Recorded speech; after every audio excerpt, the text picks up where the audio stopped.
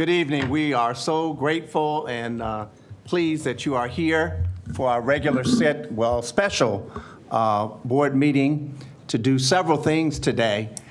So we're grateful for your presence. At this time, roll call. Mr. Alexander. Present. Mrs. Baylor. Here. Mr. Bravo. Here. Mrs. Mansfield. Here. Mr. Miller. Here. Reverend Walker. Present. And of course, Morgan Lasher is not here. She just had a board member, a baby. So we're grateful for her continued support, but we understand her absence from us today. We've been led in our Pledge of Allegiance by two young men, Zachary and Matthew Harris, who happen to be my grandsons, and they'll lead us in our Pledge of Allegiance. May we stand?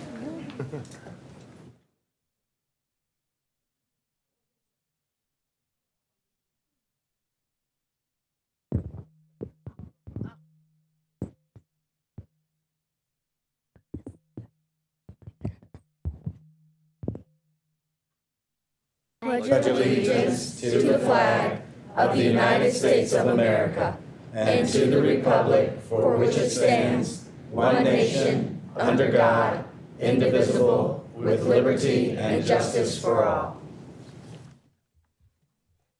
Stand there. Take a little shot, picture. Photographer. Right? I'm here, but not there. That's right. Don't blow it. Right there. Good smiles. Right there. Perfect. Thank you. Appreciate it.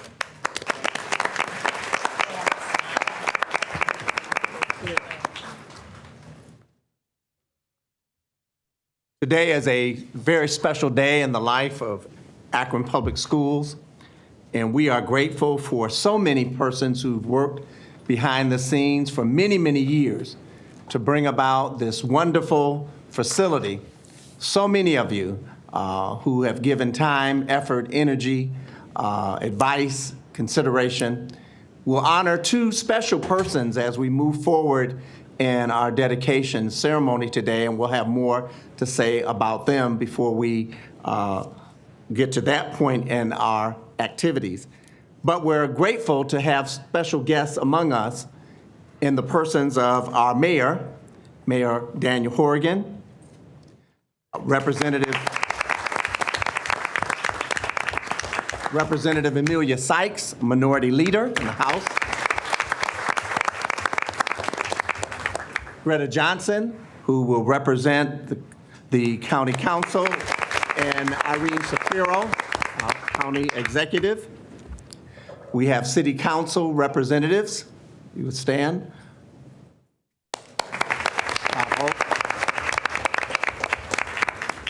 We have a myriad of partners, many of you who have contributed in so many wonderful ways, and we're grateful for all of our partners who have blessed the Akron Public Schools, and we're grateful for your presence today.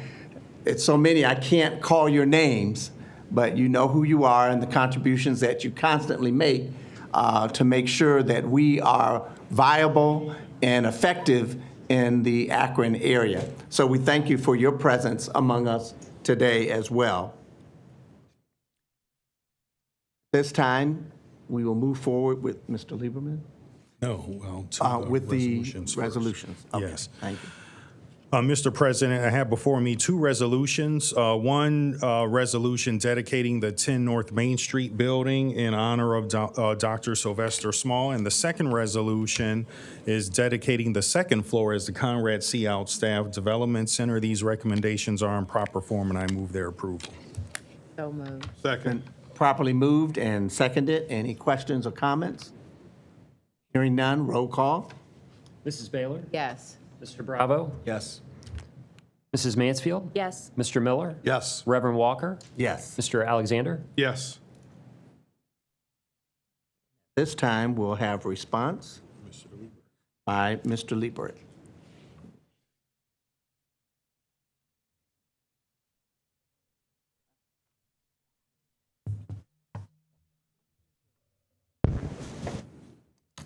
Thank you, Reverend Walker. Good afternoon, ladies and gentlemen. I don't think that Superintendent James realized that when he extended an invitation to me to speak to you today, that he knew that this is the second time I've dedicated this building. 18 years ago, in November of 2001, I wrote and produced the opening ceremonies for SummaCare in this same building. We did them at night, though, and on that night, we had fireworks off the top of the place. Today, all the fireworks are in the inside of this building. I want to talk a little bit about this corner of Main and Market Street that has truly been the front door to the city of Akron for over 250 years. We know from a diary that was kept by Ohio Moravian missionaries that was published in 1798 that they tell us when the rivers and streams were full in the springtime, the Lenape Indians that they ministered to could canoe from the Big Bend in the Cuyahoga River to the Little Cuyahoga to what is now the base of Howard Street, just down the hill. Now, usually we think of the Portage Path as an 8-mile link between the Cuyahoga and Tuscarawas rivers, but this was a 1-mile portage, and it was imprinted on maps that were familiar both to George Washington and to Thomas Jefferson. This carrying place just down the hill to past this building down to about where Cedar Street is today, where there was a large swamp that connected to the Summit Lake and eventually connected these ancient travelers to the Tuscarawas River. Incidentally, I do have it on good authority that when they passed through the Cuyahoga to the Little Cuyahoga, they stopped play at Valley View Golf Course. In 1825, Simon Perkins and Paul Williams founded their little town of Akron, centered around the park that's in front of Children's Hospital today, which we call Perkins Square. By 1833, it had about 400 residents. But here at Main and Market, another town had sprung up, developed by Eliakim Crosby, a physician who didn't practice much medicine. He built a 2-mile-long mill race blasted out of bedrock by the Irish laborers who had finished construction of the canal. So now Dr. Crosby's village of Cascade in 1833, centered here at Main and Market, also had about 400 people. But it had 13 retail stores, and he named his city Akron. So there were 2 Akrons until 1836, when the Ohio legislature granted town status to the 2 villages that became combined. And just north of here would be multiple mills and factories, including the giant Cascade Mill. There were warehouses built along the mill race between the Ohio and Erie Canal as well. And eventually the mill race was replaced by another canal, the Pennsylvania and Ohio Canal, which ran right down here in front of this building. So in 1840, in the path of what is now Main Street, the Pennsylvania and Ohio Canal made its sweeping turn from East Middlebury to the south, and the lingering effects of that canal still affect us today. You know, the canal had to be 40 feet wide at the top. There was a 10-foot wide towpath and 20 feet of deadfall space on either side so the trees wouldn't block the channel. That is why we have such a very long and very wide Main Street, which pedestrians still struggle to get across 100 years later today. The beginnings of Market Street were as a market. In the wide spot between the Ohio and Erie Canal here to this side and the P&O Canal out front, farmers brought wagon loads of grain, mostly wheat, and offered it for sale to the canal boats that were headed to the eastern markets. Then in 1847, the grandest hotel in Northeast Ohio was opened on this spot. The Empire House was built by William Burroughs and Judge Lester King and was described as the most modern hotel in Northeast Ohio. There were so many guests at the opening that they actually had to serve food in shifts. The hotel was situated between the 2 canals. And perched on its roof, right here you can see it, was this cupola, where hotel employees would go to watch for approaching canal boats. In 1851, the Empire House hosted guests attending the National Women's Rights Convention. This is the meeting where Sojourner Truth delivered her famous Ain't I a Woman speech at the Universalist Church, which was a block east on North High Street. Most of the women and men who came to Akron to assert their right to vote stayed at the Empire House on this spot here. Now in 1870, across the street, the Academy of Music was built by John F. Seiberling. You know it today as the Everett Building. By 1911, the Empire House had so fallen into disrepute that guests of the rubber companies would actually have to stay at hotels in Canton or Cleveland or Barberton. A group of businessmen banded together to remedy the shortage of quality hotel rooms, and so they built the 8-story, 170-room Portage Hotel on this spot at a cost of $600,000.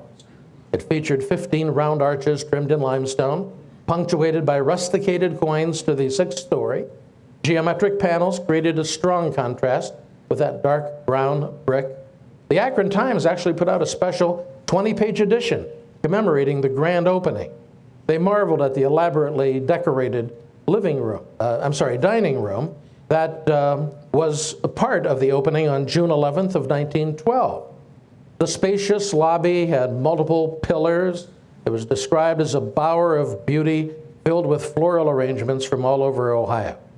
In February of 1914, here on this spot, the Akron Rotary was born at a dinner at the Portage Hotel. There were 31 charter members, including newspaper publisher C.L. Knight, grocer Fred W. Albrecht, funeral director George Billow, and a who's who of Akron industry.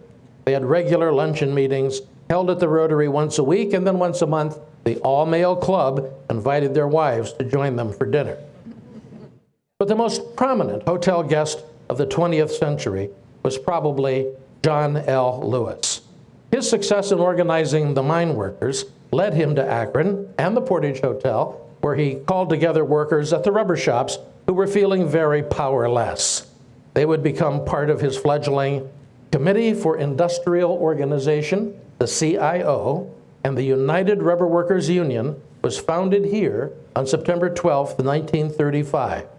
Over 3,000 members were the first to join, the first union in the United States to organize an entire industry. Later, the steel and automotive industries would follow. At the center of a single powerful American industry, John L. Lewis organized workers across company lines into one industrial union, and a labor movement was born.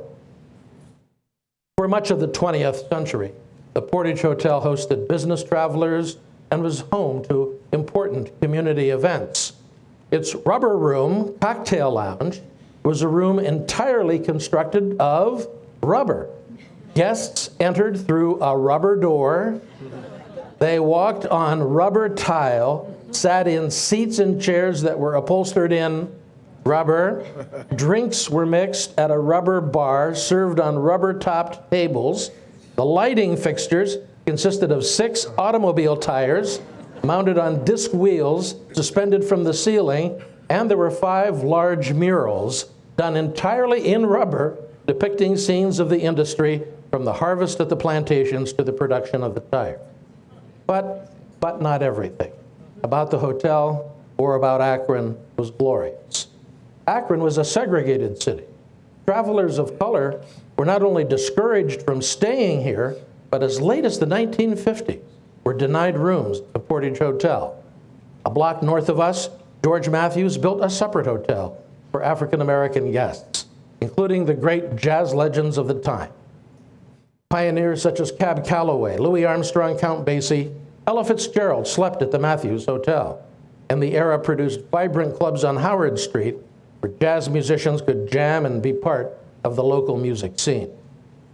The artist, Miller Horns, designed a monument to the Matthews Hotel, and the history of that era still stands right here, down the street at the corner. One relic that also remains is the building that housed the Ritz Theater, opened in 1949. It showed films appealing to Akron's African-American community, including black cowboy movies and what were called sepia romances. Stage shows with the likes of B.B. King, John Lee Hooker, Della Reese, and many others were put on in this theater behind us, now known as the Interbelt Nightclub. In the 1960s, the Cascade Urban Renewal Project severely changed the shape of all of downtown Akron. The whole city block gave way to construction of Route 59, which we call the Akron Inner Belt. Howard Street, between Mill and Markets, was obliterated, taking with it businesses that operated here in the corner outside these windows of the Portage Hotel property. There was a pharmacy that you could enter off of Market Street, and then, of course, the venerable Walsh Brothers cigar store for many years operated right here.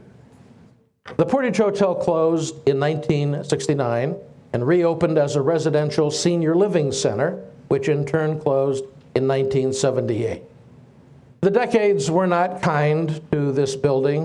In 1987, several investors wanted to spend as much as $10 million to convert the property into apartments, but the plan never came into fruition. Yeah, that's the lobby.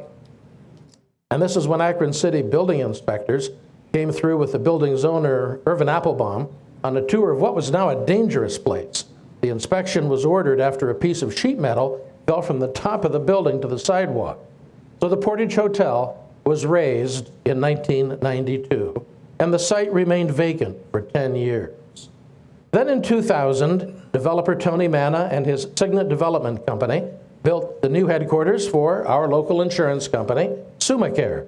When it opened in 2001, the SummaCare Center was home to 400 employees of the insurance company and 100 employees of Summa's information technology and finance departments. In 2004, SummaCare President Marty Hauser wanted to recognize the history of this building. We knew that there had been an Ohio historic marker that was planted on the outside of the old URW building on Mill Street. And no one knew where it was.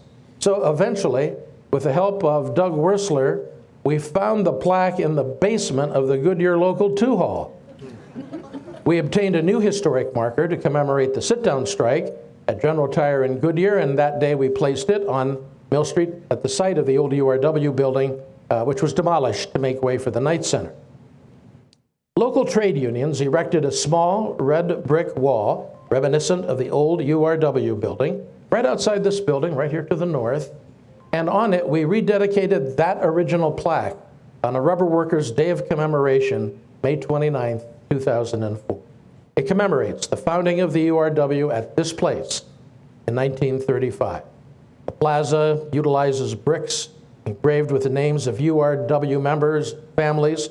There were 400 bricks purchased through the Summit County Historical Society that are in place even today, and the bench in the garden remembered the URW locals, number 2 at Goodyear, number 5 at Mohawk, number 7 at Firestone, and number 9, General Tire.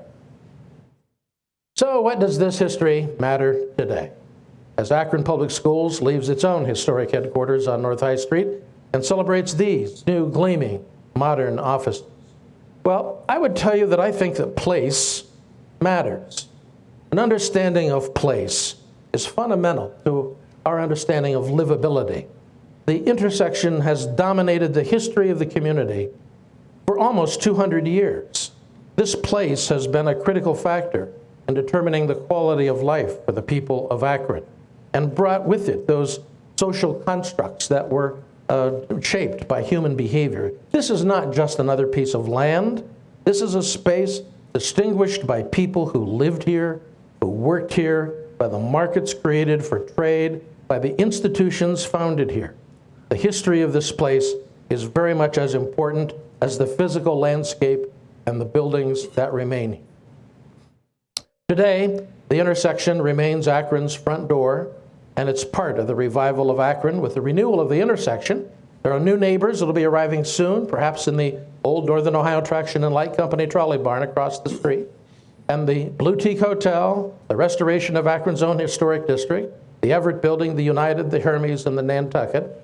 It's been shaped by millions of people, from Native Americans to technology superstars that have passed through this corner. I like to say that familiar places and familiar buildings are like old friends. They reassure us in times of constant change. Thank you.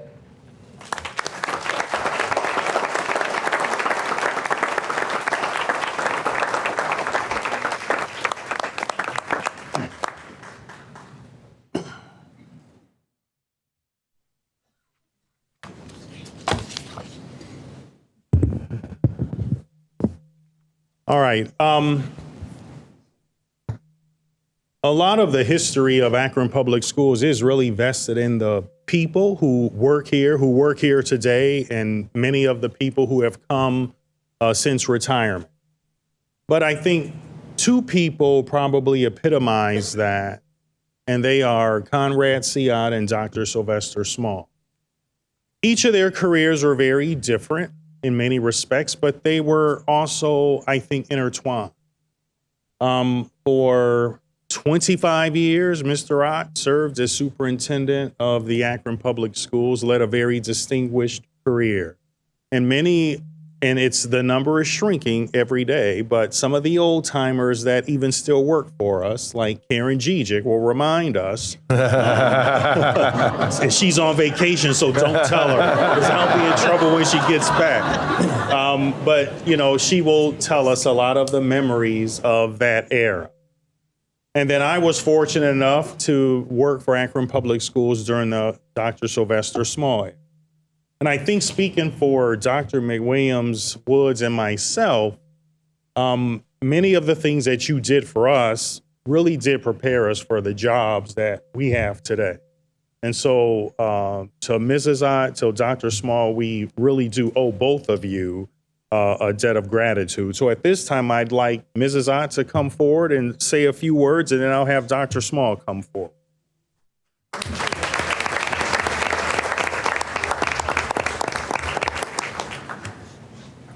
Well, Mr. James, board members, honored guests, members of the Akron Public School staff, and friends, what a beautiful place. And wouldn't Conrad love it? But I have to say, Mr. James and Dr. Small, superintendents come and go, but Marilyn stays. How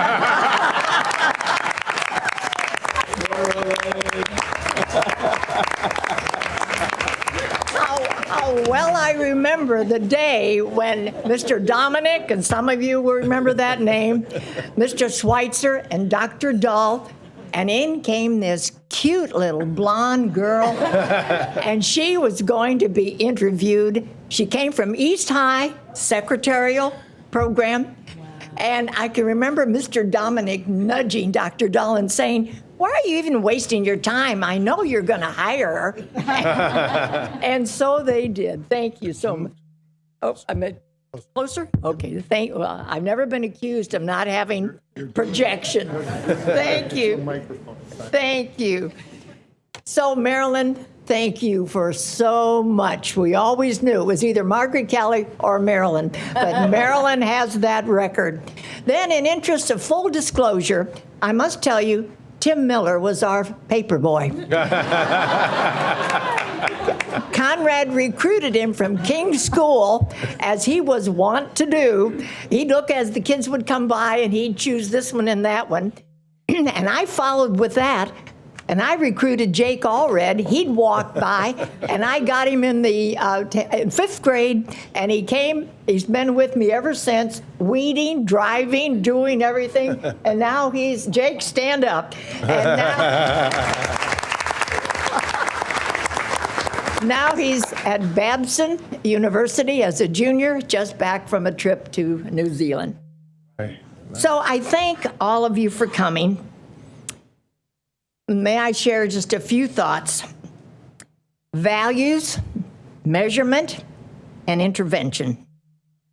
Some 40 years ago, how well I remember the day Teresa Haney greeted the first Head Start children to come into Akron.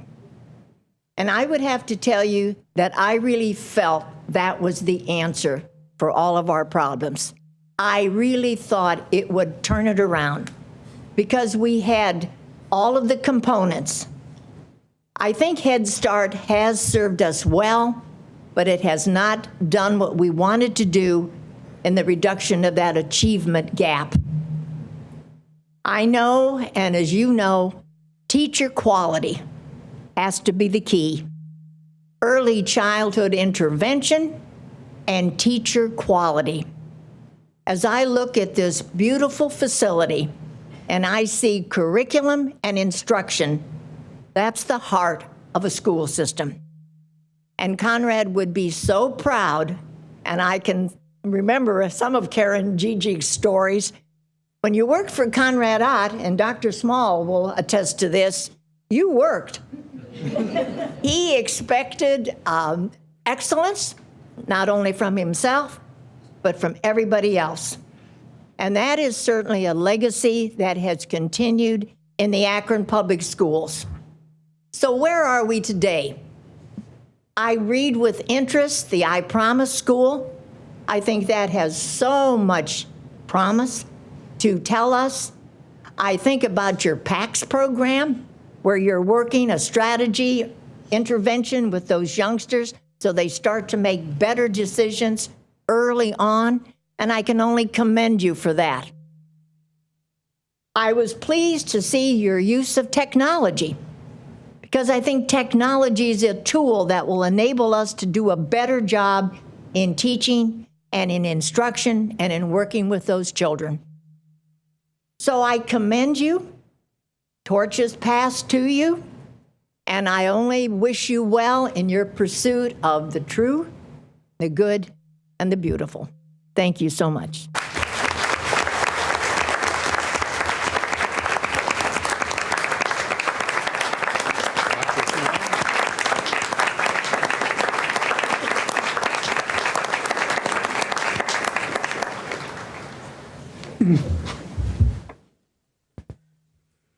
Good evening, everyone. Good evening. This is a rare opportunity for me. I don't like recognition. So I learned a long time ago it was not about me. It's always about our kids. And I like to thank God for giving me the opportunity to serve my community. And I'm a product of the Akron Public Schools. My family came to Akron in 1941 from Clarksdale, Mississippi. And so we've been there ever since. And I credit Gene Scruggs with putting me on my mission. When I graduated from Howard High School in carpentry, he gave me my first job working for NYC. And when you see my name on the building or Mr. Ott's name on the building, don't just think about us. We represent teams of people. The recognition goes to every person who spent every minute of every day working to make sure that our kids got the best. It's not the buildings, the people that makes a difference. People always ask us, what makes Akron Public Schools unique? It's the people and the community working together. We've all heard it takes a village to raise a child. It takes villages. Business community is a village. The church community is a village. The parents are another village. It takes all those villages working together to give our kids the best. We can never, ever not try to give our kids what they need.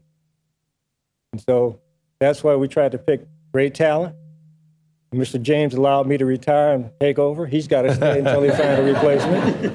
And it's an opportunity for all of our kids. I tell kids, if I can become superintendent, you can do a lot better. I was not the smartest crayon in the box. And so it's the hard work, it's the people in the Akron Public Schools when I was a student that spent that extra time and that extra love and care that gave me what I need. So it's the care that makes a difference, the hard work. And sometimes people don't say thank you, but I'm here to say thank you, thank you, thank you. Because that's what makes the difference. That caring and loving made the difference in me. We have to make sure that we always give that to our children. Don't let any child go home any day without saying, we love you, we care about you, and we're going to take care of you. So I'd like to thank Dr. James and the board members for this opportunity. Thank you for the name of the building, but don't think about me when you see that name. Think about every person that contributed to the success of the Akron Public Schools from the very beginning until now. Thank you very much.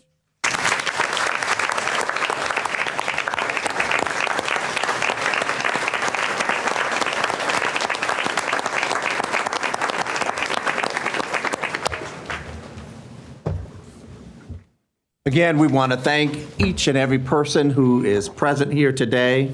I just want to take a moment of personal privilege. I had the opportunity to be on the school board with Conrad Ott, to be a member. And so, Sister Ott, we want to thank you, and in memory of your husband, thank him for all the service that he has rendered. as a superintendent, and as a board member for Akron Public Schools. And then I had the opportunity as a member of the Akron School Board to hire Dr. Small. Dave Lieberich talked about the history of Akron. He lifted up some of the wonderful attributes and wonderful times, but he also noted some very difficult times. And during that time, and the hiring of Dr. Small was a difficult time, but a time that this board gathered themselves together and hired an excellent representative, an excellent spokesperson, a person with heart and dedication, someone who speaks with a very soft voice, but one who held his head high and represented this community in an outstanding way. So I am very thankful at this time in my life to have had the opportunity to serve and work with both of those outstanding individuals. And so again, Dr. Small, your family, we thank you for your time, your dedication, and your commitment to public education. This is what it's all about, public education. And we thank those individuals who are standing in the back who've dedicated their lives, their spirit for public education. We thank you. We may not have opportunity to shake each and every one of your hands, but I was able to wave at many of you when you stood in the hallway and to greet many of you. We thank you because without you, we could not do the things that are necessary to make sure that our children excel. And then our partners, college and career, Sister Tekka, looking in the right direction, she's in the back, and everyone who has worked in that arena.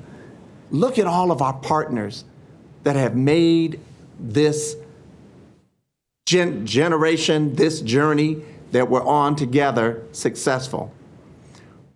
We highlight I Promise School, but it's not just I Promise. It's all of our schools. We look in our East Cluster now with partnership with our partners. We look at Helen Arnold and other areas, our partnership that is being created and developed. We thank so many of you. We're grateful for your energy and for your time that you've given in relationship with the Akron Public Schools. And so we thank you, and we say special thanks to our college and career academies of Akron for our student ambassadors. We thank David Shelley and the culinary arts students. We thank Katrina Ferguson and Firestone Jazz Combo, the students who have shared with us. In a few moments, as you take the open house, our tour, on the second floor, refreshments are being provided, and music by the Firestone Jazz Combo on our second floor. Again, we are grateful, and especially to all of our members of the Akron Board of Education. Each person who sits around this table and has given time, energy, and effort to help develop programs, activities, to make our Akron City School system an outstanding system that we have been blessed to serve. Again, thanks to all of our special guests who have come to share with us as we take our tour in a few moments and see the wonderful work, the wonderful gift God has given us to share in the Akron Public Schools. Are there any other things that we need to do? One more thing, which is really important, Mrs. Ott and Dr. Small and your families, if you would please come up to the front. We're going to go out in preparation of the ribbon cutting, and we have some people who will direct our other VIPs as well and board members. If we can make it out to the hallway, we'll do the official ribbon cutting. Yeah. We need to officially adjourn our meeting. All in favor? It's been properly moved and seconded that we adjourn. Any question or comments? Hearing none. Roll call. All in favor? Aye. Thank you. Thank you. To those of you in the back of the room, give us 1 minute so that we can set up the ribbon cutting up front.